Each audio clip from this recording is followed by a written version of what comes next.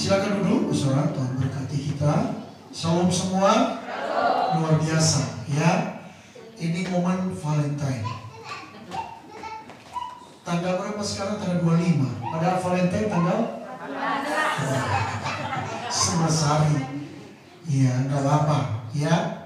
Yang penting kasih, ya, yang kita bicarakan di tempat ini.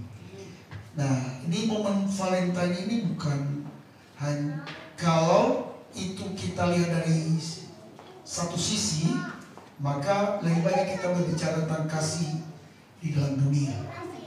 Tetapi kalau kita berbicara tentang kasih Allah, maka ini luar biasa. Kenapa?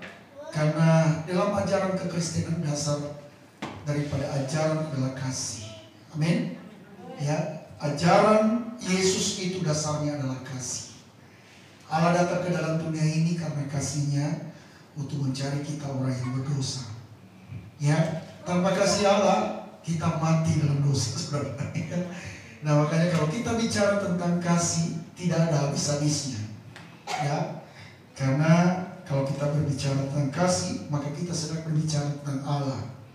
Kalau kita lihat di dalam 1 Yohanes pasal 4 ayat 16 berkata bahwa apa? Allah adalah kasih. Ya, barang siapa yang ada di dalam kasih, Allah ada di dalam dia. Nah, itulah ya, setiap kita harus ada di dalam kasih. Baik, terima kasih kepada ibu-ibu semua yang telah mengundang saya untuk menyampaikan firman Tuhan.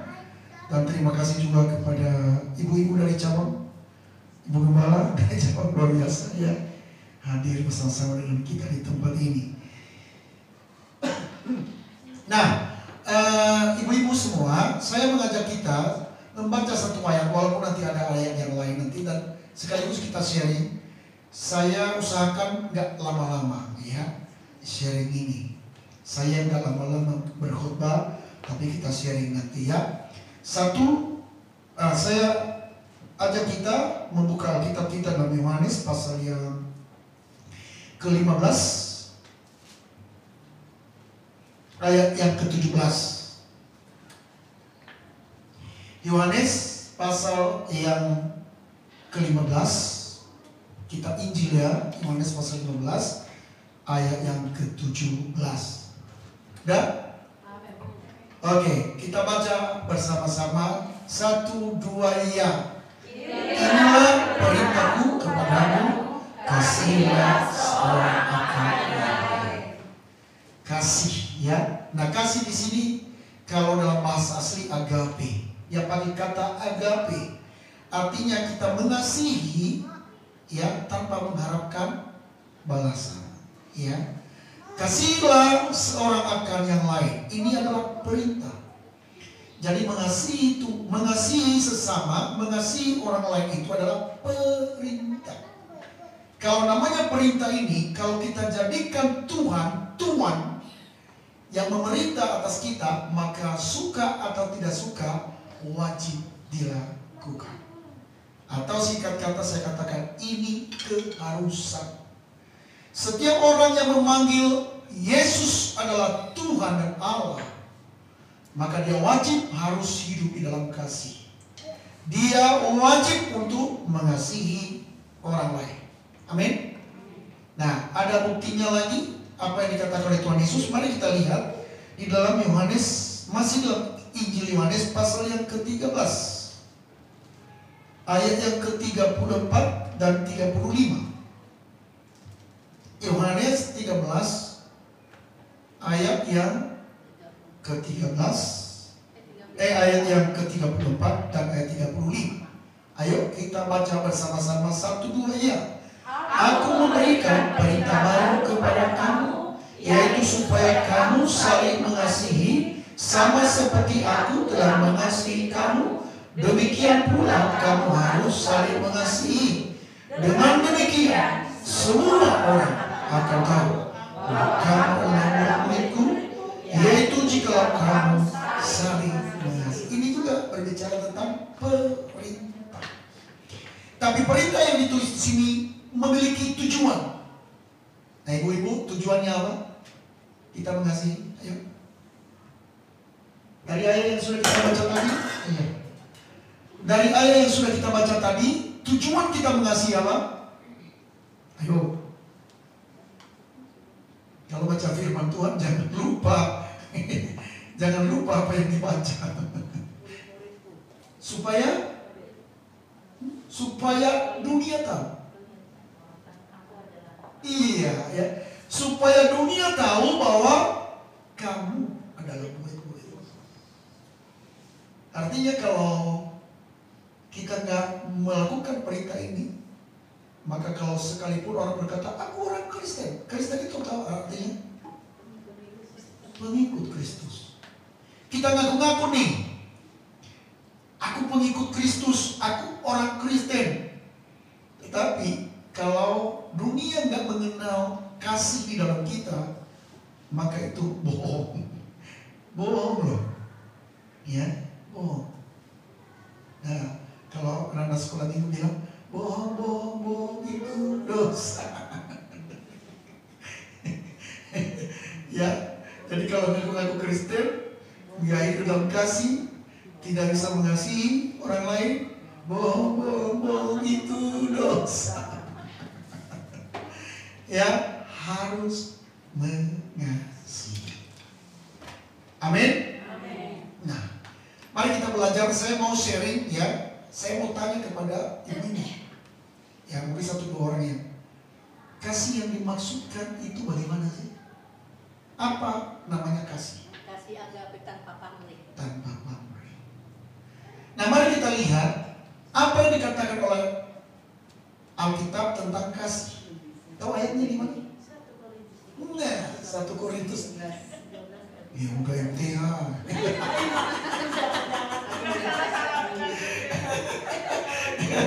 Oke ya.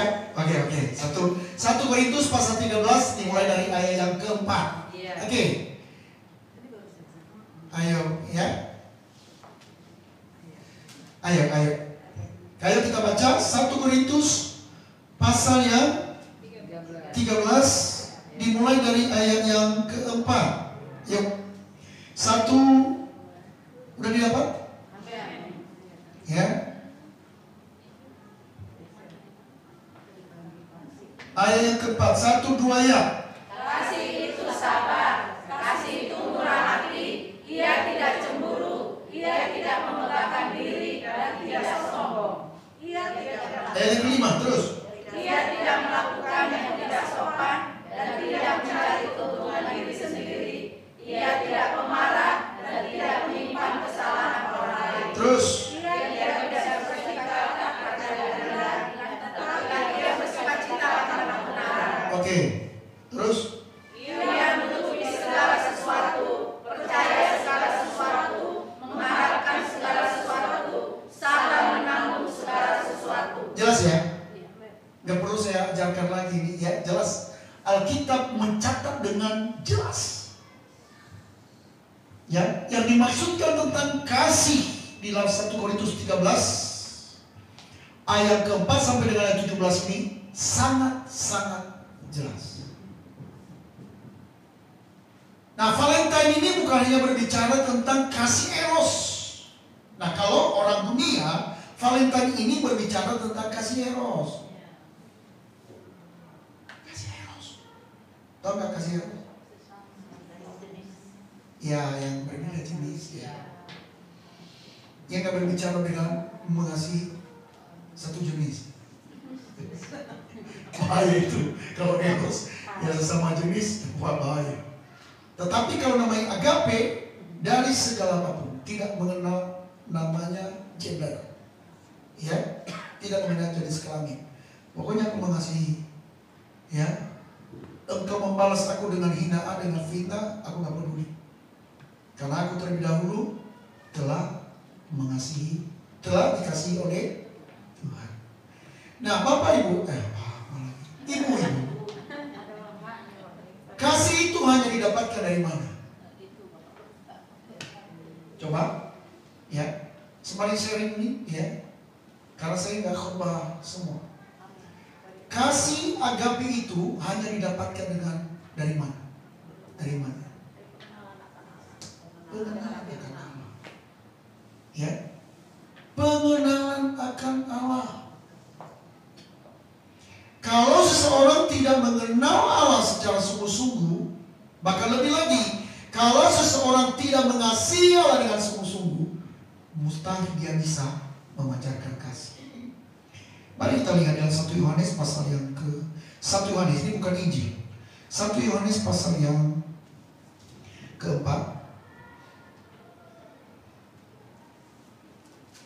1 Yohanes pasal yang keempat.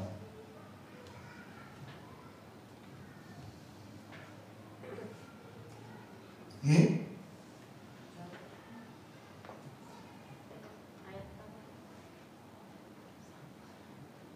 Oke, ayat yang ke-10 dan ayat yang ke-16 ya.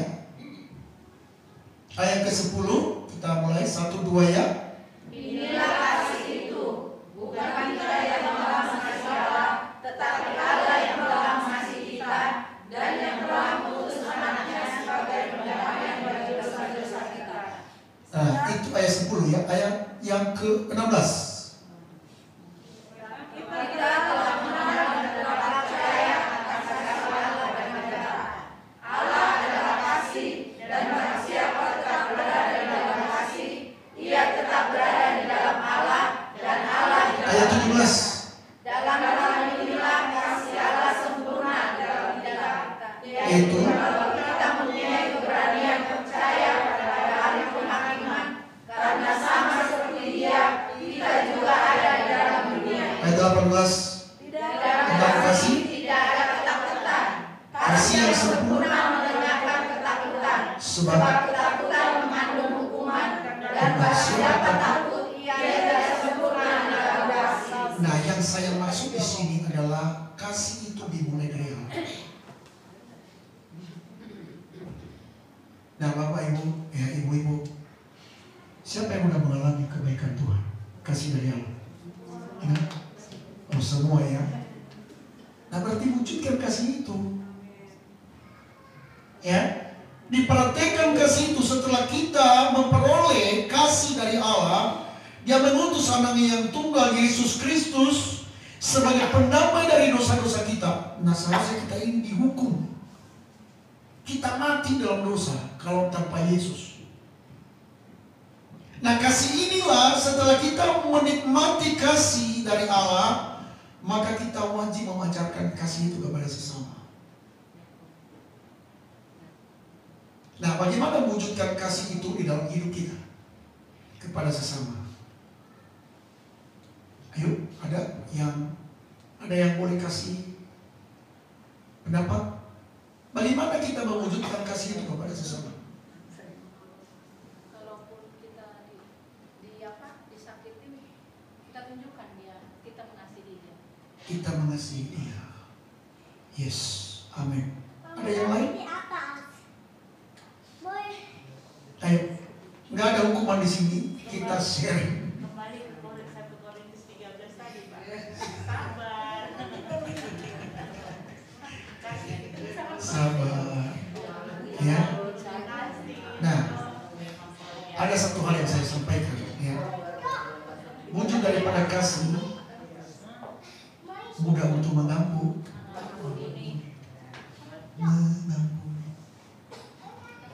Kalau ibu-ibu nggak bisa mengampuni suaminya, saya nggak tahu di antara kita ini ada yang, saya barusan ada selebritis tadi saya baca. Siapa namanya tadi itu ya? Bagaimana ia membenci suaminya? Nah, ada nggak di antara ibu-ibu yang benci sama suami? Ada nggak? Saya mau doakan hari ini. Ini serius. Kalau pakai suami lanjang, Pak, ngampun.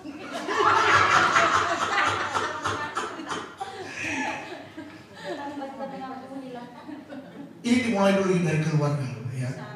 Karena gini, nggak mungkin kita bisa mengasihi orang luar di sana kalau tidak dimulai dari keluarga kita. Ya, tidak dimulai dari keluarga kita. Ada yang membenci suaminya atau ada yang nggak ngaku?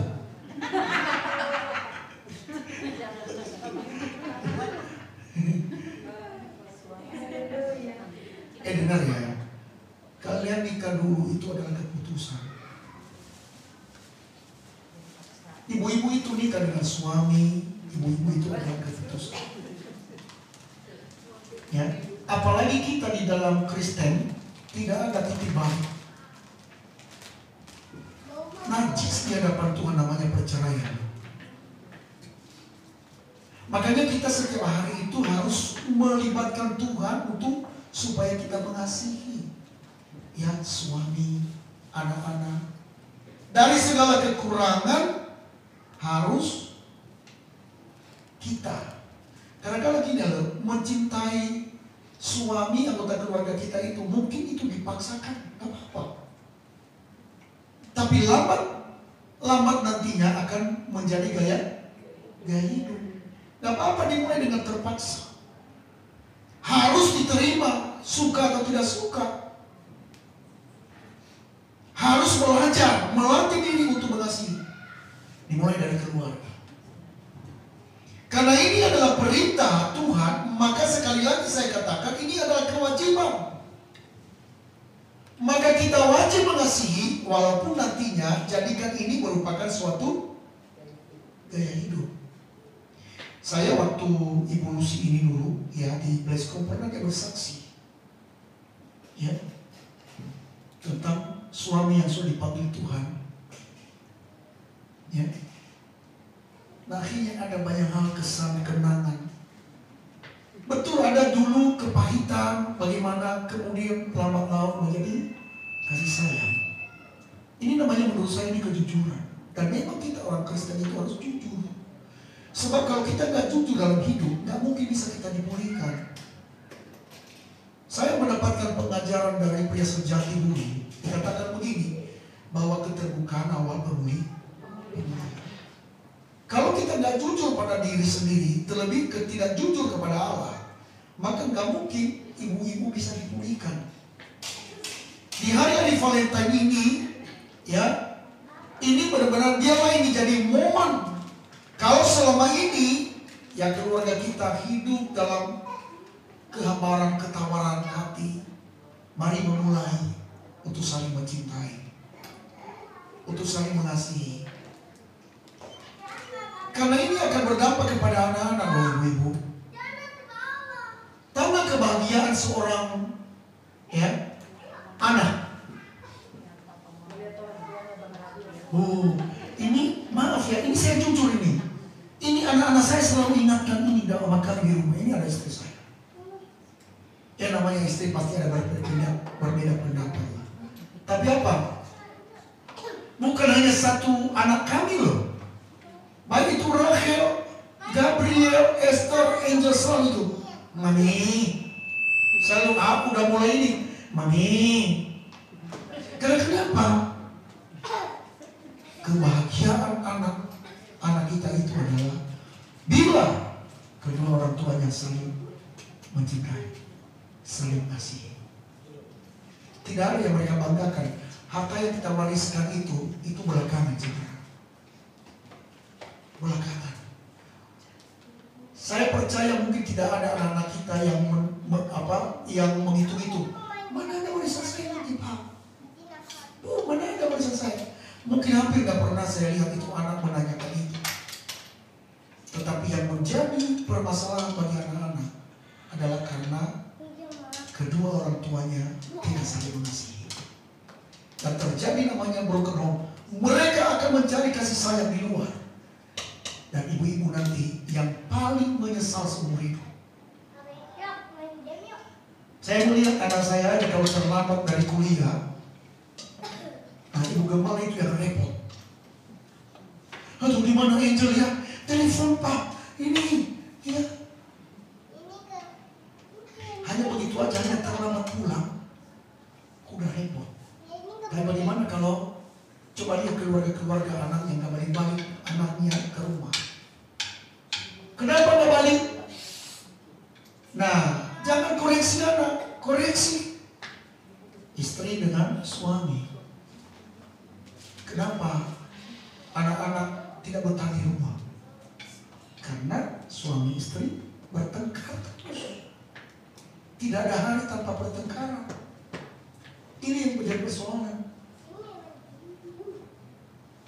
Amin ya. Ya, walaupun ibu-ibu ada yang nggak ngaku nggak apa-apa. Tapi ini berubah. Ya, kita harus berubah. Coba kita katakan 1, 2 ya. Aku harus berubah. Aku harus berubah. Haleluya. Oh, biasa. Nah, bagaimana sifat kasih ya yang kita pancarkan di tengah-tengah dunia ini? Atau berdua ini. Berubah gimana ya Bapak? Gak apa-apa. Loh, itu mengasihi anak-anak, ya, mengasihi cucu.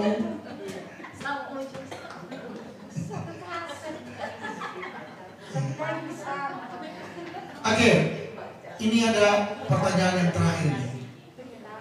Bagaimana sifat kasih yang dimaksudkan Alkitab? Mari kita lihat dalam Roma pasal yang ke-12. Roma pasal yang ke-12. Kitab Roma.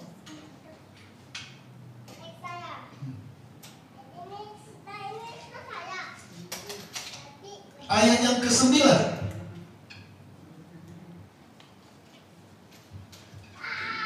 Dan ayat yang ke-10.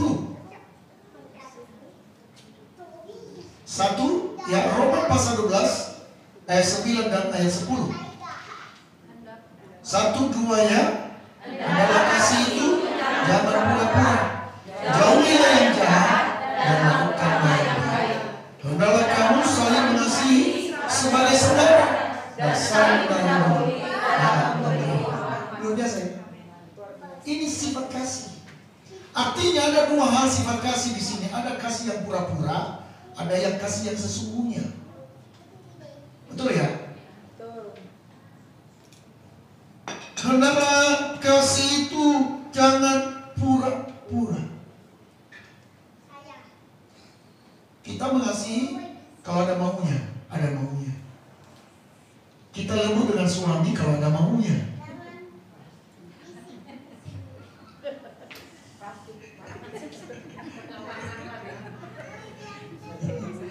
Ya, pasti minta uang belanja ya.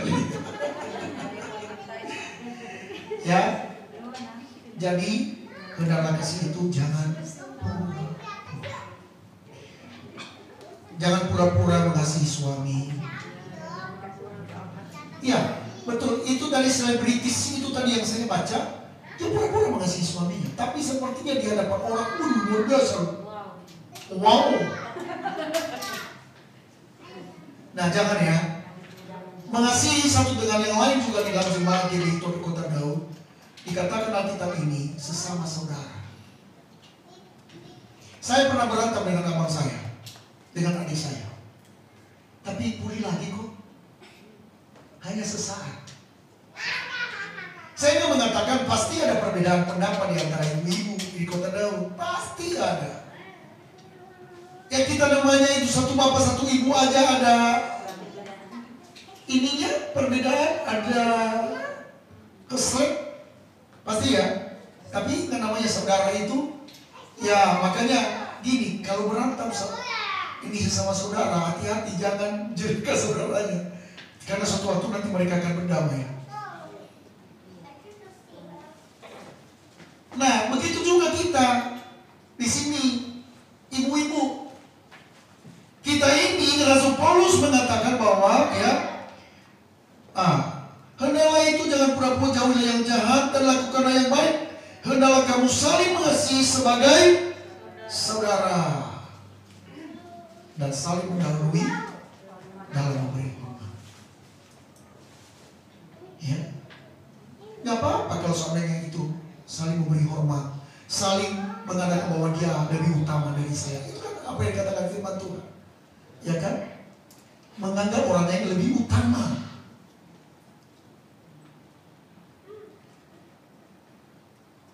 Kita mengasihi untuk membangun dia supaya dia mengenal kasih Allah. Kalau misalnya salah satu, semuanya di antara kita ini saling mengasihi dan saling menghormati, luar biasa. Saling menghormati. Tidak ada lagi pertengkaran di antara ibu-ibu WBI Kota Daud. Nggak pernah lagi gembala dengar-dengar lagi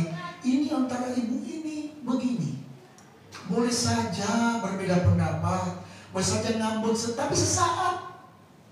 Karena namanya saudara. Beberapa waktu yang lalu, beberapa bulan yang lalu, saya pernah berantem dengan abang saya. Berbeda pendapat. Tapi habis itu, saling tangis-tangisan. Ini ada istri saya ini, kalau berantem dia dengan kakaknya, saya ada. Ngomong-ngomongin khusus, Dek, jangan begitu lah, Dek. Kakak minta maaf. Kadang-kadang saya bilang, ih, luar biasa.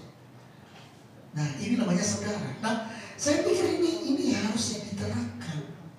Alkitab yang mengajarkan itu.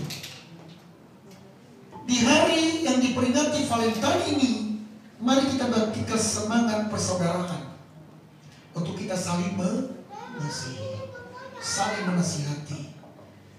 Ya, kalau kita nggak ada yang tidak kita suka, ayo duduk bersama. Apalagi kalau makan-makan duluan baru kita selesaikan di atas meja. Gembala juga bisa ikut diundang di sana. Jangan hanya ibu-ibu, saya dengar ibu ini undang makan. Ih, Pak Gembala nggak pernah diundang makan. Ya udahlah, saya dengan Pak Api ngopi-ngopi aja di bawah. Ya hampir setiap hari. Oh, saya katanya dengan. Hah? Oh, saya punya haleluya. Enggak, kalau ada Bapak Hosea pasti diundang biasanya. Iya, Ya. bilang. Haleluya. Mari kita bangkitkan ya semangat persaudaraan ini di antara kita. Ya, sehingga tidak ada yang lebih hebat. Pokoknya kita fokuskan, karena ini tema khotbah-khotbah kita dalam bulan-bulan ini bisa tentang fokus pada Kristus. Kalau yang diutamakan Kristus di atas segalanya, aku melakukan itu untuk Tuhan, aku mengasihi dia karena Tuhan. Nah, aku gak mau bertengkar dengan dia karena Tuhan, ini keren. Amin ya. Makanya jangan lepas tentang fokusmu kepada Kristus. Karena kasih Kristus itu yang mempersatukan kita. Amin. Coba lihat kita ini dalam satu gereja, berbeda latar belakang pendidikan, berbeda latar belakang suku, berbeda satu sosial, tapi kita dipersatukan dalam satu kasih. Luar biasa. Nah, inilah kita bersyukur punya Allah yang luar biasa. Dan dasar daripada ajaran Kristen itu adalah kasih. Amin.